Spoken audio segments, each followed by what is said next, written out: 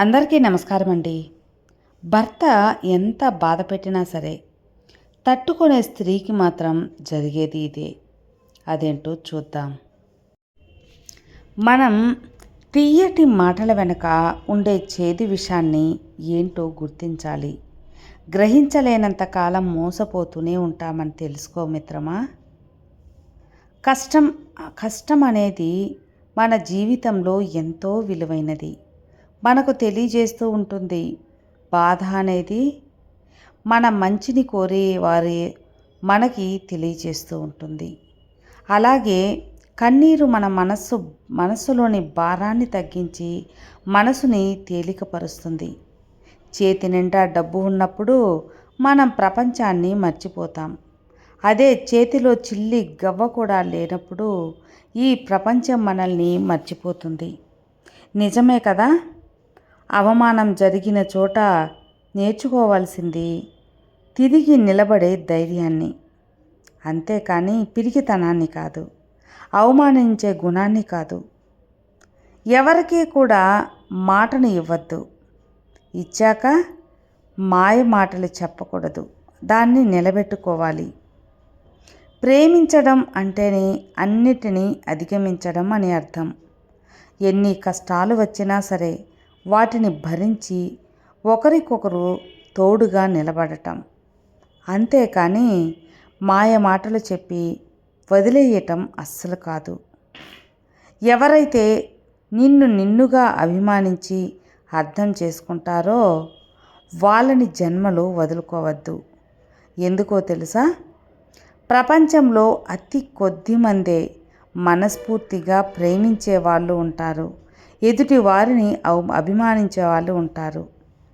100 ఏళ్ల జీవితం 2 అక్షరాల ప్రేమను శాసిస్తుంది.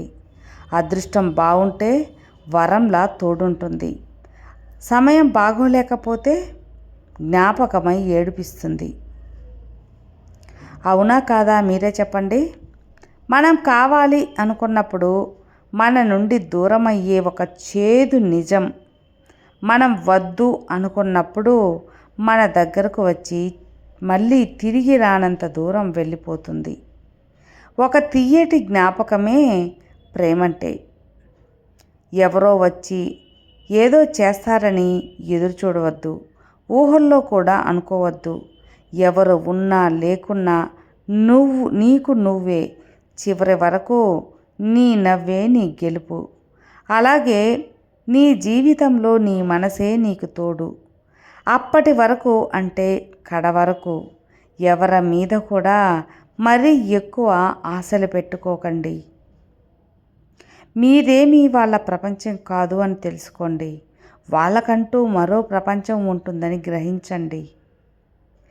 కష్టపడి నిద్రపోయే లోపు సగం రాత్రి ముగిసిపోతుంది. బాగా నిద్ర వచ్చే సమయానికి తెల్లవారిపోతూ ఉంటుంది.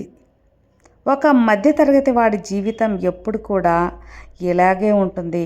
నిజమే కదా. ఊపిరి పీల్చుకునే ప్రతి గుండెలోనూ కొంత బాధ అనేది తప్పకుండా ఉంటుంది. కొందరు దాన్ని కన్నీళ్లతో చూపిస్తారు, మరికొందరు చిరునవ్వుతో చూపిస్తారు. బాధను కన్నీళ్లతో చూపిస్తే కాస్త ఊరటగా ఉంటుంది, కానీ చిరునవ్వుతో చూపిస్తే ఆ బాధ అనేది ఎలా ఉంటుందో మీ ఊహకే వదిలేస్తున్నాను. కాస్త ఆలోచించండి. ఈ రోజుల్లో మౌనంగా ఉండటమే చాలా మంచిది.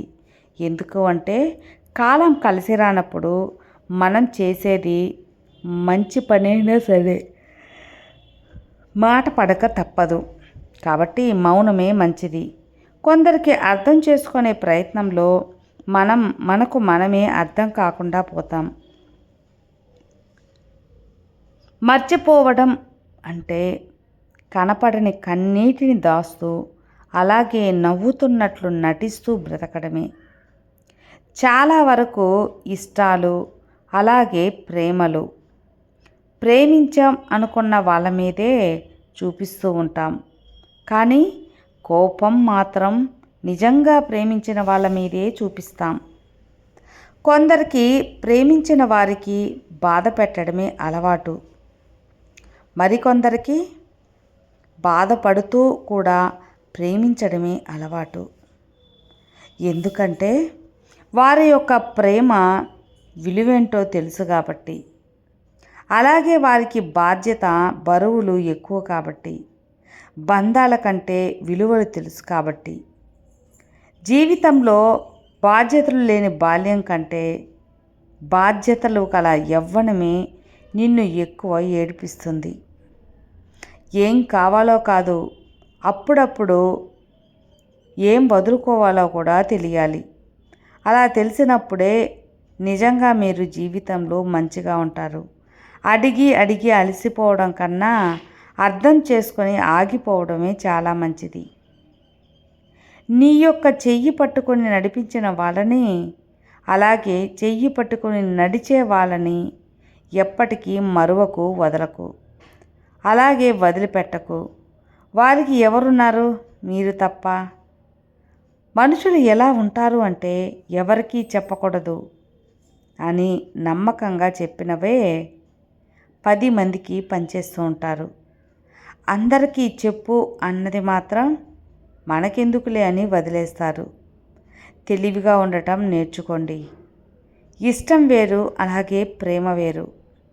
ఇష్టం అనేది పక్కన ఉన్నంత వరకే ఉంటుంది, కానీ ప్రేమ అనేది ప్రాణం పోయేంత వరకు ఉంటుంది. మాటల్లో అబద్ధం ఉన్నా పర్లేదు, కానీ చూపించే ప్రేమలో మాత్రం ఎప్పటికీ అబద్ధం ఉండకూడదు. మిమ్మల్ని భారం అనుకునే వారికి ఎప్పటికీ దగ్గర కావద్దు. అలాగే మిమ్మల్ని కావాలి అనుకునే వారికి ఎప్పటికీ దూరం కావద్దు. రేపు అనే రాత ఏంటో తెలియనప్పుడు నేడు అనే సంతోషాన్ని వదులుకోవద్దు మిత్రమా. నువ్వు విన్నది అంత త్వరగా నమ్మవద్దు. ఎందుకంటే నిజం కంటే అబద్ధానికి వేగం ఎక్కువ కాబట్టి. నువ్వు అవసరమని అనుకున్న వాళ్ళకి నువ్వే అత్యవసరం అనిపించేలా చేస్తుంది ఈ కాలం. ఓపికగా ఎదురు చూడండి. ఈ ప్రపంచంలో ఎవ్వరూ ఎవరిని పూర్తిగా అర్థం చేసుకోరు. ఎవ్వరూ ఎవరికి దూరం అవ్వరు కూడా. మనలోని నిజాయితీ ఎదుటి వాళ్ళకు ఉపయోగపడే వరకు మనం గొప్పవాళ్ళం. కానీ మన నిజాయితీ వాళ్ళ తప్పుల్ని ప్రశ్నించినప్పుడే మనం వాళ్ళ దృష్టిలో శత్రువులుగా పరిగణించబడతాం. ఎదుటి వారికి నచ్చినట్లు ఉంటే పువ్వులు వేస్తారు, నచ్చకపోతే రాళ్ళు వేస్తారు. ఒకరి జీవితంలో కథానాయకుడివి అవ్వాలంటే ఇంకొకరి జీవితంలో శత్రువు కాక తప్పదు. కోపం వచ్చినప్పుడు మనతో పోరాడాలి, మనసుతో పోరాడాలి, మనిషితో కాదు. అలాగే సమస్య వచ్చినప్పుడు కాలంతో పోరాడాలి, అంతేకాని కన్నీరుతో కాదు. కన్నీరు కార్చడం వల్ల సమస్యలు పరిష్కారం కావు. కాబట్టి ధైర్యంగా ఉండాలి, ధైర్యంగా ముందుకెళ్ళాలి. ప్రేమతో అన్నిటినీ సాధించుకోవాలి.